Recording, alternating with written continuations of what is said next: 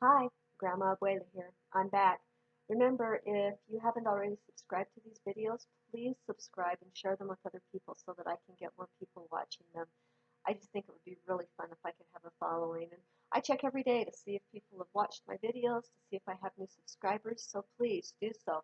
And if you have any comments or questions, then put those in the comments or email me at grandmasurvives@gmail.com. I had to stop and think what the email was. grandmasurvives@gmail.com. Okay, so I started out building a fire. I put my fuel in the last video, but then my lighter was out of fuel, which, by the way, if you're in a survival situation, make sure that you have a lighter that works. I threw that one away. Have a new one that has plenty of fuel, and I'm going to try lighting these little pieces of leaves and dry bark and see if I can get a fire going that way.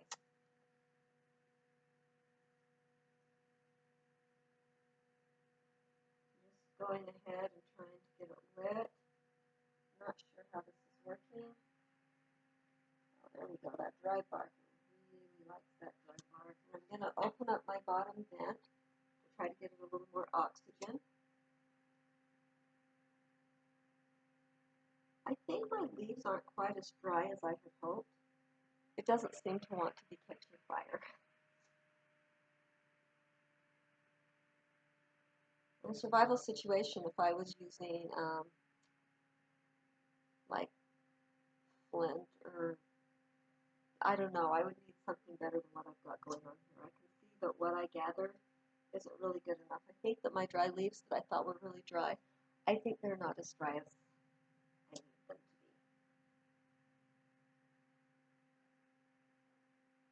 The bark seems to be working pretty well, but even that's not catching fire. But that's okay because I told you that I've got other ways to do this.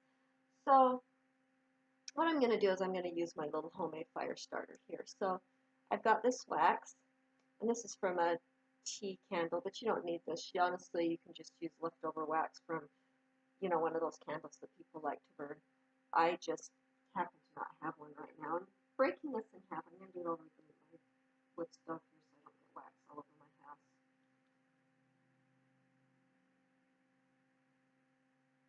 So what I'm doing is I'm taking the wax out, as you can see. Don't want that piece of metal in there.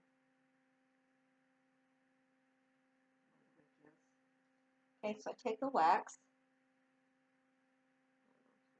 Hold that up there so you can see it. I've taken some wax right there, and I'm wrapping it in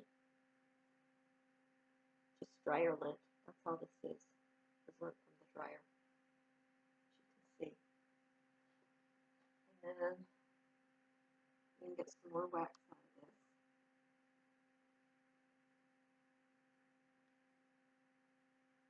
And it can be any kind of wax. It's just regular candle wax. 1 year, because I didn't have any candle wax, I actually went and bought some paraffin wax that people use for canning and stuff. And that worked great too. Just any kind of wax. So here's my wax. Wrap it up in my little bit of dryer lint. This is practically a free fire starter, especially if you have leftover wax from maybe a candle that you've been burning all season. And then I just get a piece of, breaking off some cardboard here is what I'm doing. Well, I don't know if you call it cardboard. It's pieces from an old cardboard egg carton. That's all I've got here. And then I put my dryer sheet. I just dust it down in there like that. My not dryer sheet, my dryer lint with the wax in it. So I've nested this. I like to have 2 of them. I've been told you only need 1. I like to have 2. Then what I do is I take some newspaper. Sorry, this is loud. And I'm just going to wad up some pieces of newspaper. I know, it's loud, it's annoying. It's upsetting my dogs, but just wad up a little newspaper. I like to have, like, I don't know, 4 or 5 pieces of newspaper wadded up that I can use for this. I'm going to go with 4 pieces today because I think that'll be enough. Okay, and then what I do after I have my newspaper wadded up is I take this, my little fire starter thing, and I kind of wrap it in the newspaper like so. And then I get another one. And again, kind of nestle it in my newspaper like so. Then I take my newspaper that doesn't have any in and I set it here. And I'm going to lift up these pieces of dry bark and stuff. And I'll put them on top of my newspaper. And then my little fire starter things, I tuck them in. And I like to put one on either end, like so. And now I don't actually need all that dry bark and dead leaves because I've got a fire starter. So what I'll do is I'll put in some logs. These are still fairly small logs.